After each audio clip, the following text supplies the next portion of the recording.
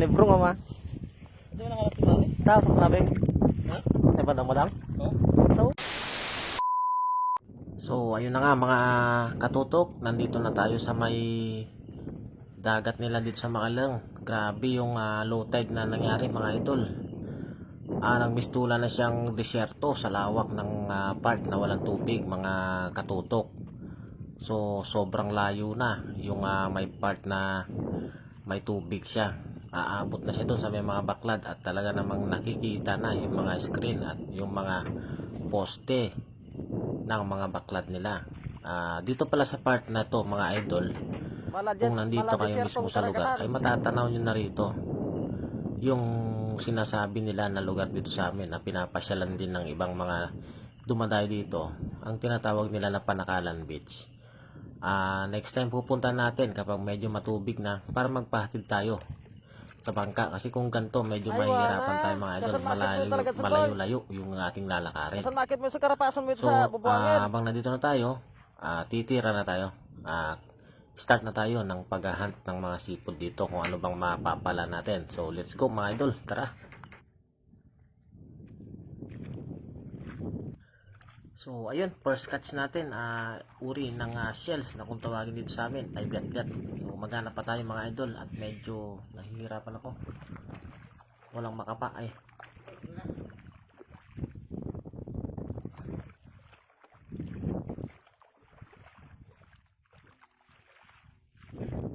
So bali first time pala namin na manguha ng mga shells dito mga idol, ano.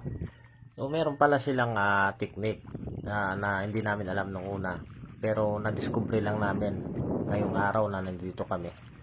Dito pala sa may mga part na may tubig at may mga damuhan, nandyan pala yung mga hinahanap namin na mga shells. So hindi namin sila basta-basta lang makikita na dito sa ibabaw ng buhangin. Kailangan namin silang bungkalin pala dyan sa ilalim at kapain namin.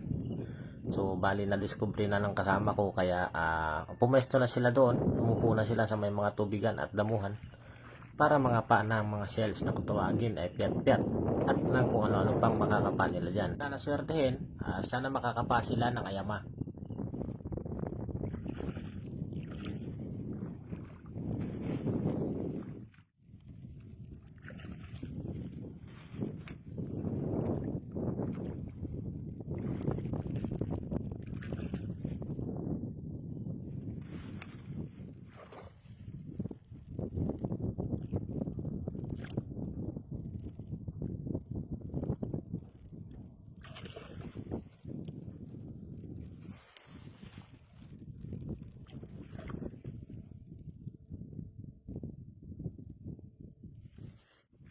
Dito nga pala sa part na itong mga katutok ay medyo maliliit yung nakakapakong mga shells, kaya naman ako ay naglakad-lakad pa. Pumunta ako sa medyo matubig, tinignan ko kung medyo maganda ba doon at kung may makikita ba ako doon na ibang uri ng mga shells. Iniwan ko yung mga kasama ko doon sa may mga mababaw lang ang parte. Hindi na nila ako namalayan dahil sobrang busy nila mga pa ng mga shells doon sa may mga buhangin. So nandito na nga tayo sa medyo matubig na parte mga katutok, at hindi naman tayo nabigo at nakakita agad tayo ng uri ng shells na kung tawagin dito sa amin ay badong-badong. Live na live ba? Live na live yun. Live na live mga idol. Buhay na buhay yan mga idol. Ayun. Buhay na buhay. Naku, na-scam pa yata ako.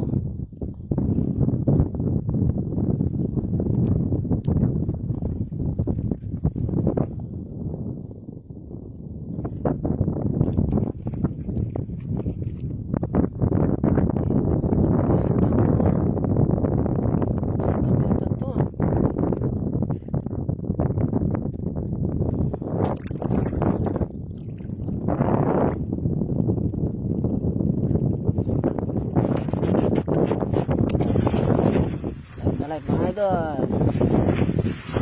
Aduh, bosur. So naglakad-lakad nga pala ulit ako mga katutok, baka sakaling makakita ulit ako ng badong-badong. At hindi naman ako nabigo dahil may nagpakita na naman sa akin, kaya agad ko na naman itong sinunggaban. May saw, mga idol. Jackpot oh. Jackpot natin ngayon mga baby. Ayun oh. Bihira. Iya. Uy, ang hirap.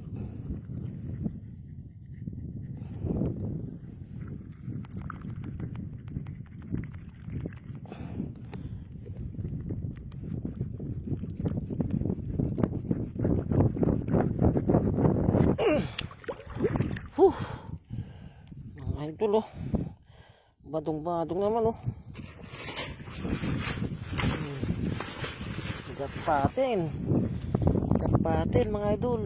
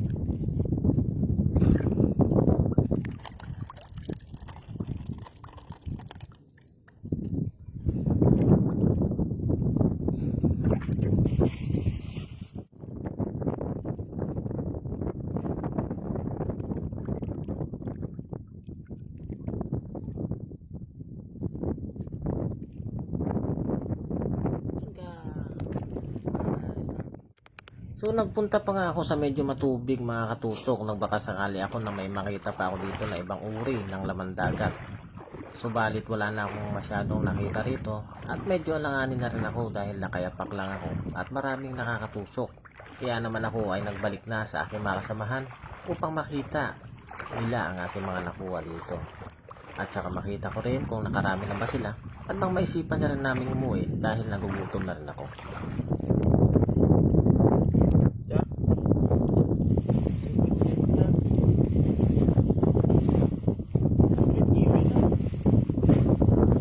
Nanibrong mama. Hindi mo nakalap ba? Tao sa pasabing. Ha? Ay bandang mo lang? Oo. Tao, may pasabing. Maranom kasi tao. Nakabay? Nangada ito kasi na to. Kasi na to, ito na magsarabar ito man kita. Tawa. Kasi na to, inikot ko ito.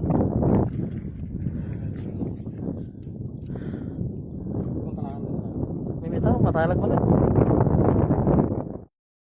So ayun na nga mga katutok, naisipan na namin umuwi dahil medyo tanghali na at nagugutom na rin kami pare-pareha ng mga kasama ko. Ito nga pala yung mga nakuha ko ngayong araw. Iba pa yung mga nakuha ng aking mga kasama. Subali mamayang pag-uwi namin mga katutok ay paghahati-hatian namin itong mga nakuha namin. Ayun, so guys, mauna na tayo sa na may tindahan. Iwanan natin yung mga kasama natin. Doon na lang natin sila hintayin sa may tindahan. At talagang uhaw na ako. Although alam naman nila na mauna na ako. Hindi ko na kinaya. Dahil sila naman, may baon naman silang tubig. At ako ay wala. So mauna na ako. Doon pa sila. Matagal maglakad yung isang kasama namin. Dahil siya, malaki masyado. Oo, mga idol.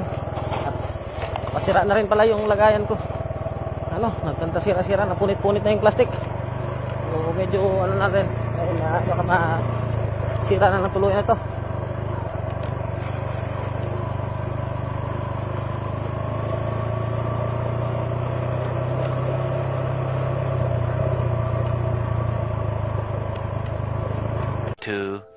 Years later. Ito nga pala yung mga nakuha ko mga katutok nung nagpunta kami kanina sa dagat. May nakuha rin pala akong balat mga idol. Ano ba ang masarap na iluto sa uri ng laman dagat na yan? At ito naman ay pinakuluan ko kagad para matanggal ko na mamaya at mailuto ko na. Maraming salamat sa mga nanood. Hanggang sa muli mga katutok.